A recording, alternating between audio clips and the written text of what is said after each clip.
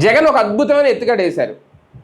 రేపు 25వ తేదీ నుంచి కూటమి నేతలు ముగ్గురు కూడా ప్రజల్లోకి వెళ్ళబోతున్నారు. 2 ఏళ్ల పాలన మీద వాళ్ళు ఏం మేలు చేశారని చెప్పబోతున్నారు. ఈ లోపల ముందే ప్రజల్లోకి వెళ్ళిపోయారు జగన్మోహన్ రెడ్డి. ఇది ఒక అద్భుతమైన ఎత్తుగడ. ఎందుకంటే ఇప్పుడు ప్రిపేర్ చేసేస్తున్నారు జనాలు.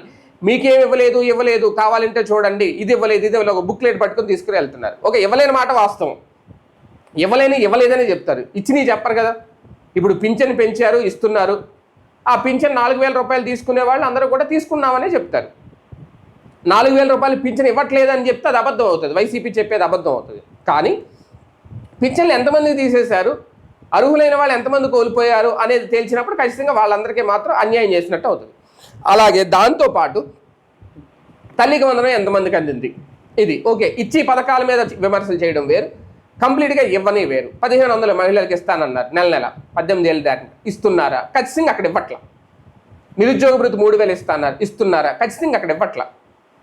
అలాగే రైతులకి సంబంధించి ఎంతవరకు పూర్తిగా ఇచ్చారు? ఇప్పుడు 20,000 అన్నారు, ఇచ్చారా? కేంద్ర వాటాతో కలిపి 2 ఏళ్ళు అందినయ్యా? ఒక ఏడాది మొత్తం మోసం చేసినట్టే వీళ్ళ దృష్టిలో ఇవ్వలేదు, 2వ ఏడాది నుంచి కంటిన్యూ చేస్తున్నారు. రేపు 4 ఏళ్ళకి ఇచ్చినట్టు అవుతుంది 5 ఏళ్ల పరిపాలనలో. ఆ పాయింట్ కూడా ఖచ్చితంగా రేజ్ అవుతుంది.